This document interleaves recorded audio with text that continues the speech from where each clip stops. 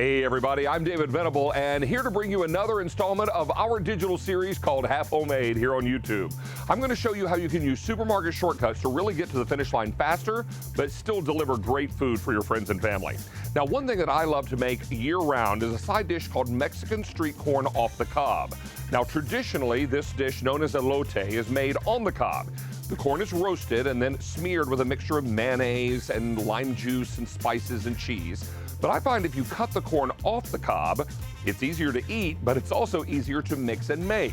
So we're going to do this for you now, and we're going to begin with some great fresh corn, and I'm going to use this little tool called a corn zipper.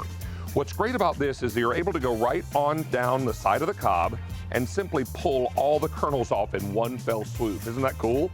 So it's quick, it's easy, and you never have to pick up a knife, which is great. Traditional elote is grilled on a grill on the cob. So we're going to take all this corn off the cob and put it into a skillet with a little olive oil and get some nice color on it. What we're going to do is get this into the skillet. Now here's a little tip. As you go ahead and add some oil to this skillet, get your skillet nice and hot. But what you also want to do is add your corn in small batches. Why? If I take all of this corn and put it into a smaller skillet like this, it's going to overwhelm the skillet, bring the temperature down. It's going to take a lot longer to get color on the corn. In fact, it'll probably steam the corn rather than cook it. So what we want to do is really put this in small batches so we can start to get some nice color. And you'll hear some sizzle, which is good too.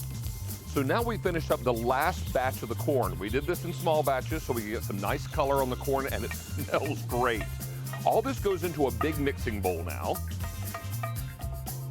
and we're ready to mix in the other ingredients. This is one of the reasons I love doing this off the cob, because I think it's a lot easier to mix and coat all the corn with all the seasonings and spices and the mayonnaise when it's in a bowl like this.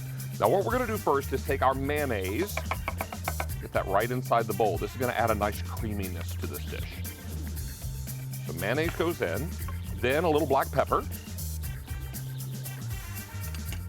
then some smoked paprika. Now this is going to do two things for us. Number one, it's going to provide some great smoky flavor, but it's also going to add some nice red color to this. So it's going to really make it pretty once we get it all mixed together. But I tell you what, this is a great side dish for steaks, for barbecue chicken. If you're doing some beautiful fajitas, this is a great side dish. It's really perfect for whatever you love. Anything you might serve corn with, serve Mexican street corn off the cob as a side dish. Now, we've got all this together, and boy, does that smell fantastic. I can smell the paprika.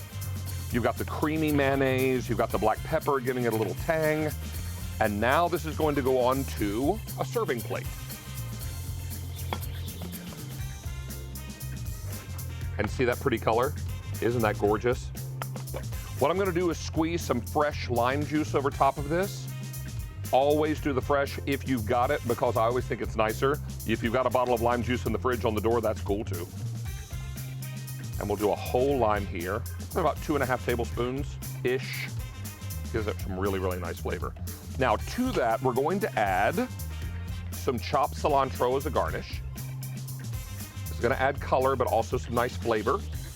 If you're not crazy about cilantro, I sometimes substitute parsley with this. You get the same color without the flavor. And then, optional, if you want to add a little extra heat, some red pepper flakes. This is going to kick it up a bit. A little bit of that on top. And then the final item that we're going to add is this crumbly cheese. Now, if your market has a Mexican cheese called cotija, then I would definitely recommend that. It's a crumbly, salty, creamy cheese. Now, if you can't find it in your local supermarket, feta is a great substitute, and that's what I call out in the recipe as a supermarket shortcut. So take this and then just crumble it on top. This is such a nice dish, and it's so easy to make, and it's so full of flavor. Your guests will love it because it's so versatile. You can serve it with just about anything. Now, all that goes on top. Wipe my hands a little bit because it's time for a taste. Get a little bit of that lime, the cilantro, the cheese. Here we go. Wow. The flavor pops so much. The heat from the red pepper flakes really gives it some heat on the back end. It's creamy, it's textured, a little crunchy, and smoky and marvelous. And if you love this recipe and would like to see more Half Homemade, then just click the subscribe button below. I think I'm gonna have another bite here simply because I can. It's that good. Enjoy.